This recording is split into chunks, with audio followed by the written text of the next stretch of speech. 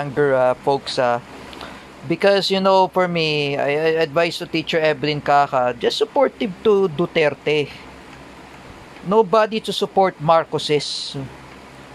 Because like those idiot Marcos loyalists, like Sangkay Janjan, Nino Barsaga, including Romeo TV Vlogs, and including Teacher Alexandra Pagkalinawan and Paulo Cruzada, and including Wawel Romero, they are pro Marcos. Nobody to support Marcos says. Here's my advice to you, Mami Ellen Olea. Don't be a supportive of Marcoses. Ferdinand E. Marcos Sr. is not number one. Ferdinand E. Marcos Sr. is just like Benjamin Netanyahu. He is a killer. Look at Ferdinand E. Marcos did to Ninoy Aquino. Oh, he was killed by assassination. August 21, 1982. That was my birthday, August 21. Oh, look at what happened to Ninoy. Ninoy Aquino, who was being killed by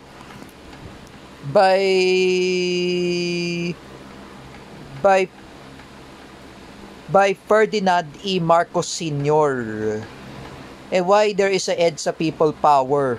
Oh, Cory wants to oust Ferdinand E. Marcos Sr. And that's a good thing. Oh, that's a good thing what I could say. Oh, because like I said before, you know what? Everyone are anti-Marcos. Oh, who among anti-Marcos there? Oh, Teacher Ruti Barrientos. Oh, anti-Marcos. Oh, even the SMNI that I mentioned by Tera Francisco, they're anti-Marcos, they're pro-Duterte. Oh, people there are hate Bongbong Marcos Jr. because he is a drug addict. He doesn't know how to be a president of the Philippines. Like I said before, I boycott against the Marcoses. I am also an anti-Marcos. I am a pro-Duterte. Oh, just like I said before, here's what I'm gonna say to everyone, because I only advise to Teacher Evelyn Kaka, even Mami Ellen Olea, don't support him to be a Marcoses. Marcoses are criminal. Ferdinand E. Marcos Sr. is a criminal. He stole the gold, even Imelda Marcos was, who was responsible for the death of millions of Filipino construction workers in the Manila Film Center. And buried them. We watch the horror movie of the Tragic Theater, even the documentary of Howie Severino. I was mentioned by Tero Francisco.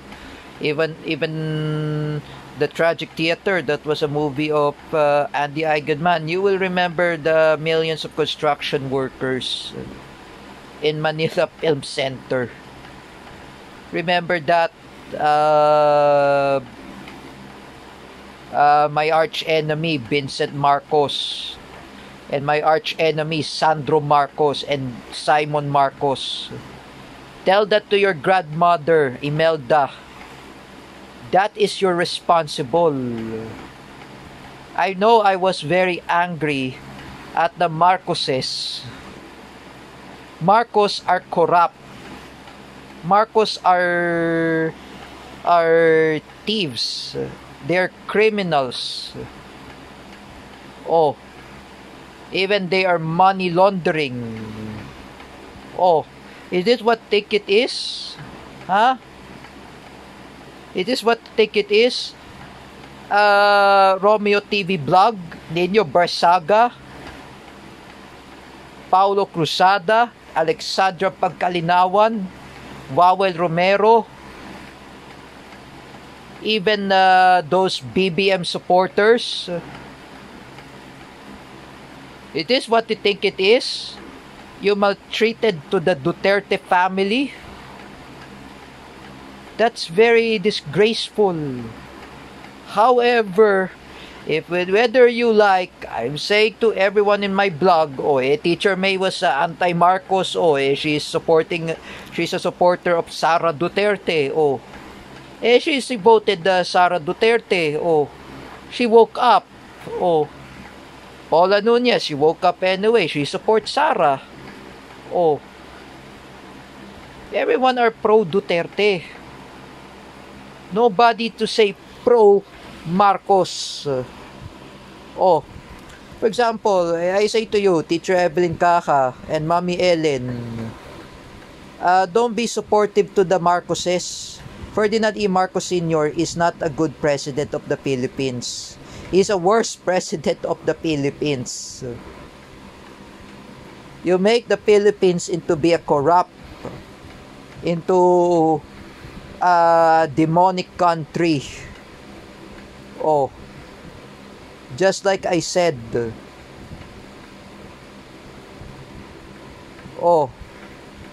Rodrigo Duterte is a number one president of the Philippines. He made lots of infrastructure in the Philippines. Take a look of Duterte legacy.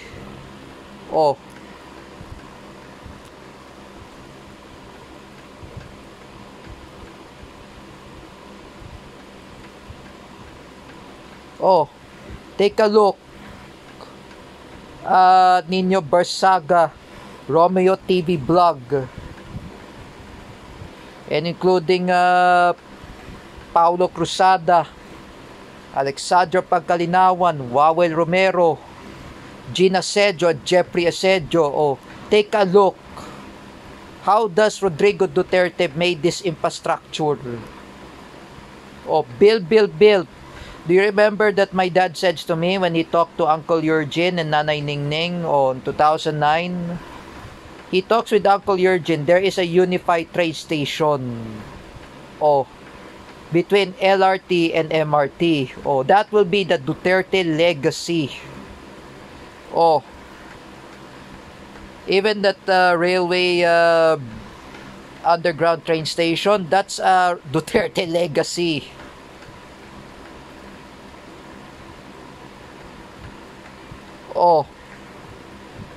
Clark Airport, it's a Duterte legacy. Look at the hospital, even in the Malasakit Center, that's a legacy of Bongo. Everyone loves Rodrigo Duterte. Everyone hates Marcoses. If I were you, I say to Teacher Evelyn Caca, be a pro Duterte. Be a pro Ali Khamenei. Don't idolize that pathetic Bongbong Marcos, Benjamin Netanyahu, Jonathan Netanyahu, and Ferdinand E. Marcos Sr. They are killers. They create a corruption in the Philippines and Israel. And millions of Israeli Arabs and most of the Filipino Bangsamoro are resisting against Netanyahu and the Marcoses. Marcos and Netanyahu are corrupt.